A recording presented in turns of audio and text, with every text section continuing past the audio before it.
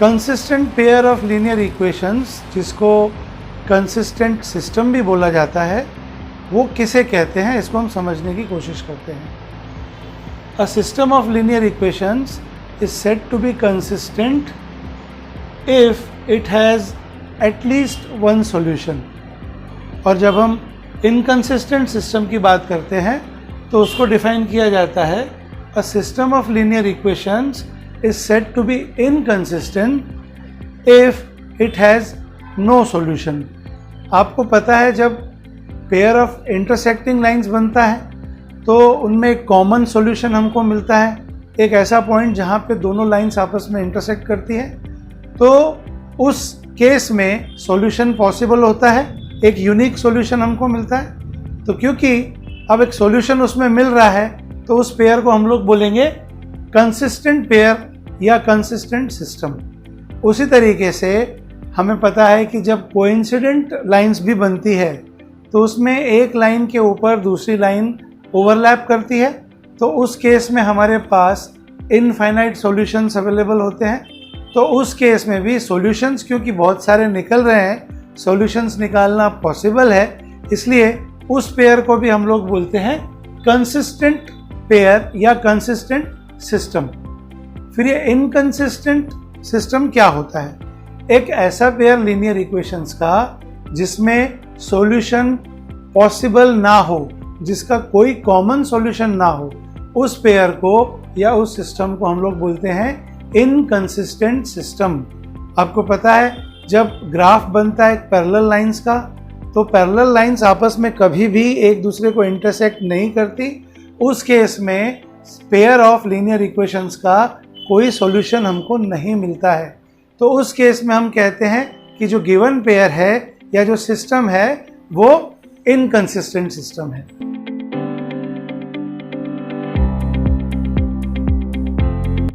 पहला एग्जांपल में एक पेयर दिया हुआ है 3x + 2y = 5 और उसके साथ एक और इक्वेशन है 2x - 3y = 7। इस पेयर को देख के हमको पहचानना है कि इस सिस्टम का जो सॉल्यूशन होगा वो निकलेगा या नहीं, मतलब ये पेयर कंसिस्टेंट है या नहीं है। तो हम क्या करते हैं, सबसे पहले उसको स्टैंडर्ड फॉर्म में रीअरेंज करते हैं। तो rearranging we have 3x + 2y - 5 = 0 और ये वाला इक्वेशन बन जाता है 2x - 3y - 7 = 0। तो यहाँ से हम लोग a1, a2, b1, b2, c1, c2 ये बड़ी आसानी से पहचान सकते हैं। तो फ्रॉम 1 and 2 वी हैव, आप देखेंगे a1 आपको मिल जाएगा 3, a2 आपको मिल जाएगा 2, b1 आपको मिल जाएगा 2, b2 हो जाएगा -3, उसी तरह से c1 हो जाएगा -5 और c2 हो जाएगा -7। तो आप चेक करेंगे रेशोज बनाकर, a1/a2 में देखता हूं तो वो हो जाता है 3/2। उसी तरीके से b1/b2 हो जाता है 2/-3, जिसको सॉल्व करने पे हम -2/3 लिख देंगे। तो आप यहीं से देख सकते हैं कि a1/a2 ये वाला रेशो b1/b2 से इक्वल नहीं है, क्योंकि 3/2 which is obviously not equal to -2/3। तो इसको देख के हम पहचान गए कि ये जो कंडीशन है ये तो इंटरसेक्टिंग लाइंस वाली कंडीशन है, और इंटरसेक्टिंग लाइंस जब होती है तो एक कॉमन पॉइंट पे वो इंटरसेक्ट करते हैं, तो सॉल्यूशन हमको यूनिक मिलता है। तो हम आंसर कैसे लिखेंगे? Clearly a1/a2 is not equal to b1/b2 as they make intersecting lines. Therefore the pair of linear equations और the given system is consistent. उसी तरह सेकेंड प्रॉब्लम हम लोग देखेंगे। हमको दो इक्वेशंस दिए हुए हैं, 2x - 3y = 8 और दूसरा है 4x - 6y = 9। सबसे पहला काम हम लोग इसको रीअरेंज कर लेते हैं स्टैंडर्ड फॉर्म में। तो रीअरेंज करने के बाद हमको पहला और ये दूसरा इक्वेशन कुछ इस तरीके से दिखता है। यहाँ क्लियरली हम लोग देख सकते हैं a1, a2, b1, b2, c1 और c2। तो a1/a2 का जब मैं रेशो बनाता हूँ तो रेशो बनता है 2/4, सॉल्व करने के बाद हो जाता है 1/2। उसी तरीके से b1/b2 आप देखेंगे -3/6, इसको भी सॉल्व करने के बाद 1/2 वैल्यू ही हमको मिलती है। और C1 अपॉन C2 आप देख सकते हैं -8 अपॉन -9, दोनों माइनस साइन कैंसिल आउट हो जाते हैं, तो रेशो मिलता है हमको 8 अपॉन 9। तो ये तीनों रेशो को अगर हम देखें तो आप देख सकते हैं A1 अपॉन A2 1 अपॉन 2 है, B1 अपॉन B2 भी 1 अपॉन 2 है, तो ये दोनों रेशो आपस में इक्वल हैं। लेकिन ये दोनों रेशोज तीसरे रेशो से इक्वल नहीं है। तो इसका मतलब आप समझ जाइए कि जो इक्वेशन से ग्राफ बनने वाला है वो पैरेलल लाइंस का ग्राफ बनने वाला है। और आपको पता है कि जब लाइंस पैरेलल होती है तो उनमें सॉल्यूशन निकालना पॉसिबल नहीं होता है। तो हम आंसर क्या लिखेंगे? Clearly A1 upon A2 is equal to B1 upon B2 but not equal to C1 upon C2. Therefore, the given pair of equations is inconsistent. तीसरा एग्जाम्पल हम लोग देख लेते हैं। यहाँ पे भी एक इक्वेशंस का पेयर दिया हुआ है। पहला इक्वेशन है 5x minus 3y is equal to 11 और दूसरा इक्वेशन है -10x plus 6y is equal to -22। तो पहला काम हम लोग वही करते हैं, पहले इन दोनों इक्वेशन को स्टैंडर्ड फॉर्म में रीअरेंज कर देते हैं। तो रीअरेंज करने के बाद हमको ये पहला इक्वेशन और ये दूसरा इक्वेशन मिल जाता है। यहाँ से हम A1, A2, B1, B2, C1 और C2 बड़ी आसानी से निकाल सकते हैं। तो A1, A2, B1, B2, C1, C2 ये वैल्यूज़ मैंने लिख दी। और जब मैंने रेशोज़ बनाए तो A1 अपॉन A2 को जब मैंने सॉल्व किया तो मेरे को उसकी वैल्यू मिली -1 अपॉन 2।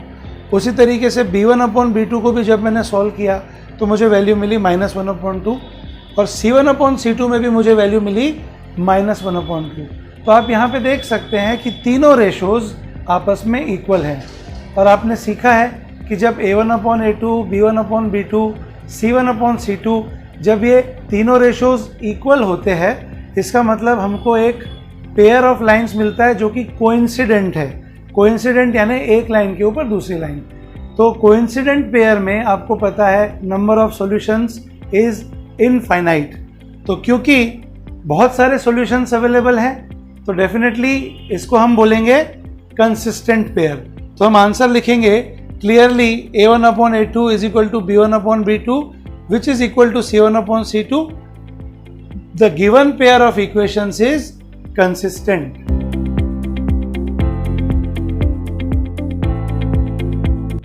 इस प्रॉब्लम में हमको बताया गया है कि एक रेक्टेंगुलर शेप का गार्डन है जिसकी लेंथ जो है वो उसकी विड्थ से 4 मीटर ज़्यादा है और उस गार्डन का हाफ पेरीमीटर दिया हुआ है 36 मीटर्स। और हमसे पूछा गया है कि उस गार्डन के डायमेंशंस क्या होंगे ये आप बताइए।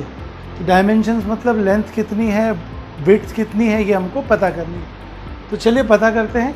सबसे पहले हम लोग क्या करेंगे, ये जो कंडीशंस दी हुई है इससे हम लोग इसका अलजेब्रिक रिप्रेजेंटेशन करेंगे। मतलब हम इससे दो लीनियर इक्वेशंस बनाने की कोशिश करेंगे। तो हम क्या करते हैं, हम लेंथ को मान लेते हैं x मीटर्स और विड्थ ऑफ द गार्डन जो है उसको हम मान लेते हैं y मीटर्स। तो आप जानते हैं पेरीमीटर जो है उसका फॉर्मूला होता है ट्वाइस ब्रैकेट में L प्लस D। हमको दिया हुआ है आधा पेरीमीटर, तो पेरीमीटर के फॉर्मूला में अगर हम उसको कन्वर्ट करें आधे पेरीमीटर के फॉर्मूले में तो राइट साइड में भी हमको 1/2 से मल्टीप्लाई करना पड़ेगा। तो हाफ पेरीमीटर हमारे पास हो जाएगा L प्लस B। अब इनकी वैल्यूज़ तो हमारे पास दी हुई हैं। हाफ पेरीमीटर हमको पता है 36 मीटर है और लेंथ हमने माना था x मीटर्स और विड्थ हमने माना था y मीटर्स। तो यहाँ से हमको पहला इक्वेशन मिल जाता है 36 is equal to x plus y. इसको मैं रीअरेंज कर देता हूँ, मैं लिखता हूँ x plus y is equal to 36 और मैं इसको नाम दे देता हूँ इक्वेशन नंबर 1। उसी तरीके से हमको एक और कंडीशन दी हुई है कि लेंथ जो है गार्डन की वो विड्थ से 4 मीटर ज़्यादा है। तो मैं उसको भी कन्वर्ट करता हूँ अलजेब्रिकली। तो length which is x it is 4 more than the width. तो विड्थ प्लस 4, यहाँ से मेरे को दूसरा लीनियर इक्वेशन मिल जाता है। मैं इसको भी रीअरेंज करता हूँ और रीअरेंज करने के बाद मुझे मिल जाता है दूसरा equation x minus y is equal to 4। तो दो इक्वेशंस हमको मिल गए। अब दोनों इक्वेशंस के लिए हमको एक एक ग्राफ बनाना है जो कि स्ट्रेट लाइन होगी। तो लाइन बनाने के लिए हमको दो पॉइंट्स कम से कम लगेंगे। तो पहले इक्वेशन के हम 2 पॉइंट्स या 2 कोऑर्डिनेट्स ढूंढने की कोशिश करते हैं। तो इसको हम सिंप्लीफाई करते हैं, तो y इज इक्वल टू हो जाएगा 36 माइनस एक्स। अब हम मन से कुछ x की वैल्यूज़ पुट करते हैं और करस्पॉन्डिंग वैल्यू की y क्या आती है हम लोग देखते हैं। पहले मैंने ले लिया x की वैल्यू को 20, तो करस्पॉन्डिंग y की वैल्यू हो जाती है 36 माइनस एक्स, यानी 36 माइनस 20 विच इज़ 16। अब हम x की वैल्यू 24 लेते हैं, तो करस्पॉन्डिंग y की वैल्यू मिलती है हमको 36 minus 24 which is equal to 12। तो ये 2 कोऑर्डिनेट्स x और y के हमको मिल जाते हैं, उसको हम टेबुलर फॉर्म में लिख लेते हैं। जब x 20 है, y 16 है, इस कोऑर्डिनेट को हम नाम दे देते हैं पॉइंट A। जब x 24 है, उस टाइम पे y 12 है, इस कोऑर्डिनेट को हम लोग नाम दे देते हैं B। उसी तरीके से दूसरे इक्वेशन को भी हम 2 पॉइंट ढूंढने की कोशिश करेंगे सो दैट हम उसका भी ग्राफ बना सकें। तो यहाँ पे y हो जाएगा x माइनस 4, तो x की वैल्यू अगर मान लो मैं 10 रखता हूँ तो y हो जाएगा 10 minus 4 will be equal to 6। उसी तरीके से एक और पॉइंट हम लोग लेने के लिए लगते हैं x की वैल्यू 16, तो y की करस्पॉन्डिंग वैल्यू हो जाती है 16 माइनस 4 विच इज़ 12। तो 2 और नए पॉइंट हमको मिल जाते हैं। एक पॉइंट मिलता है हमको P जिसमें x है 10 और y है 6। दूसरा पॉइंट हमको मिलता है Q जिसमें x की वैल्यू है 16, y की करस्पॉन्डिंग वैल्यू है 12। पॉइंट A और B को जोड़ूंगा तो मुझे पहले इक्वेशन का ग्राफ मिल जाएगा, पॉइंट P और Q को जोड़ूंगा तो मुझे दूसरे इक्वेशन का ग्राफ मिल जाएगा। सबसे पहले इन चारों पॉइंट्स को हम ग्राफ पे लोकेट करते हैं। पॉइंट A के कोऑर्डिनेट्स हैं 20, 16, तो 20 और 16 के लिए ऊपर जाना पड़ेगा, तो ये हमको पॉइंट A मिल जाता है 20 और 16। पॉइंट B के कोऑर्डिनेट्स हैं 24, 12, तो 24 हमको x एक्सिस पर और 12 हमको y एक्सिस पर, ये पॉइंट B हमको मिल जाता है 24, 12। A और B ये 2 पॉइंट्स को जोड़ दिया मैंने, तो हमको पहला इक्वेशन उसका ग्राफ मिल जाता है। उस इक्वेशन का नाम भी मैंने यहाँ लिख दिया, x plus y is equal to 36। उसी तरीके से पॉइंट P को और Q को भी हम लोकेट करते हैं और उनका भी एक ग्राफ बनाते हैं। तो पॉइंट P के कोऑर्डिनेट्स हैं 10 और 6, तो x एक्सिस में 10 और y एक्सिस की तरफ 6, तो ये हमको पॉइंट मिल जाता है P जिसके कोऑर्डिनेट्स हैं 10, 6। उसी प्रकार पॉइंट Q के कोऑर्डिनेट्स है 16, 12, तो 16 x एक्सिस पे और 12 y एक्सिस पे, तो ये पॉइंट हमको मिल जाता है Q 16, 12। P और Q को जोड़ के भी हम दूसरे इक्वेशन का ग्राफ बना लेंगे। तो आप देख सकते हैं ये दोनों ग्राफ मिल गए और एक दूसरे को एक कॉमन पॉइंट पे वो इंटरसेक्ट कर रहे हैं, और वो कॉमन पॉइंट है पॉइंट A 20, 16। तो आपको पता है जब भी एक कॉमन पॉइंट पे इंटरसेक्ट करते हैं ग्राफ, तो वही पॉइंट उस प्रॉब्लम का सॉल्यूशन कहलाता है। तो यहाँ पे पॉइंट A जो है ये कॉमन पॉइंट है, इंटरसेक्शन पॉइंट है, यही इस प्रॉब्लम का सॉल्यूशन है। इसका मतलब A के जो कोऑर्डिनेट्स हैं 20, 16, यही हमारे x और y की वैल्यू है। तो हम आंसर कैसे लिखेंगे? The two lines intersect at point A 20, 16. Therefore, A 20, 16 is the solution. Therefore, x is equal to 20 and y is equal to 16. तो आपको पता है x आपने माना था लेंथ ऑफ द गार्डन को और y आपने माना था विड्थ ऑफ द गार्डन को। तो लेंथ ऑफ द गार्डन हो जाती है 20 मीटर्स और विड्थ ऑफ द गार्डन हो जाती है 16 मीटर्स।